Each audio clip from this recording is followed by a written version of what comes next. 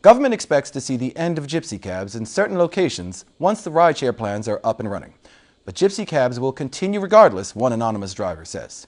Meanwhile, the Taxi Association remains strongly opposed to the rideshare initiative and say it breaks the law. Gary Foster Skelton got wind of an under-the-radar meeting between government and gypsy cab operators this morning and set out to find out more.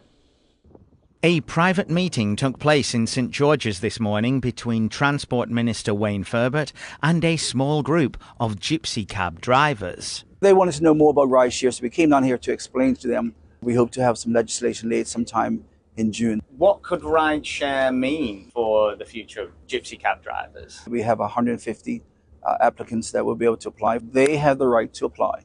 But it's important to recognize that once we get the rideshare in place, it is our view that in certain locations that we will not allow gypsy cabs anymore.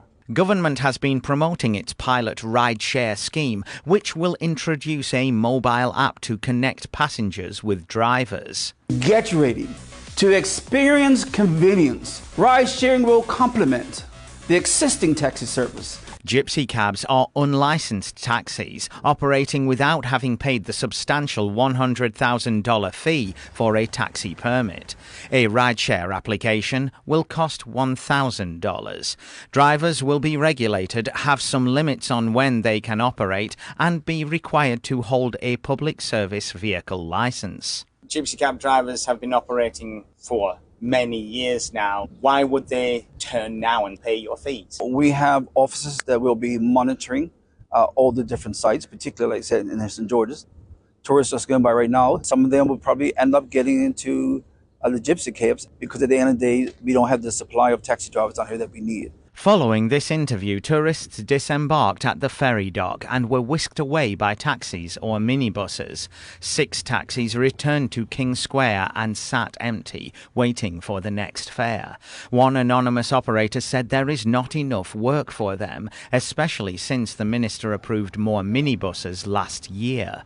When questioned about the lack of enforcement against gypsy cabs, Minister Ferbert acknowledged that their operation has been tolerated for years because it has been convenient for tourists. Ministers over the years, no matter what government it was, kind of turned a blind eye. And what we're saying is, how do we make it legitimate? And then one way is for them to apply for rideshare. Meanwhile, an anonymous gypsy cab driver told us they found this morning's meeting inconclusive and that discussions should have taken place before the rideshare plans were made. They will take the matter under consideration, the driver said, but they warned that enforcement against gypsy cab drivers won't work. Quote, "There's too many of us. There's over 100 or more gypsy cab drivers throughout the island. It's been like this for over 40 years. What they're trying to do now is they're trying to get some revenue from it." End quote. I asked why gypsy cab drivers operate as they do and don't get a taxi permit.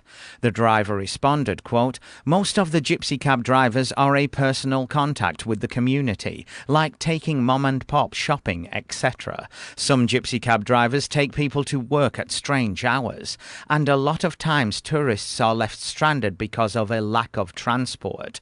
The minister admitted that we do fill a void. He's trying to legitimize it. He's going about it the wrong way. End quote.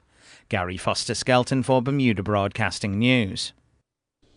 The entire rideshare concept contravenes motor car laws, according to the Taxi Association. Gary Foster Skelton spoke to their public relations executive officer, Randy Broadbelt. BTOA's position on rideshare overall is that we do not support this idea or concept in any shape, form, or fashion, as it is directly contradicting the Motor Car Act. There has not been a change to Section 26 of operating of a private vehicle for hire or for reward. Until that law is changed, this entire process is illegal. In the promotion that they put out for the rideshare, they've said that whoever applies will have to get a public service vehicle license. But the vehicle is not insured or covered for carrying passengers for hire. We have multiple insurance companies that have confirmed they are not aware of rideshare plans coming into a state, and the law states that the private cars cannot be used for private hire. So technically, TCD and the minister are breaking their own laws right now and have been breaking their own laws by allowing gypsy cabs to operate.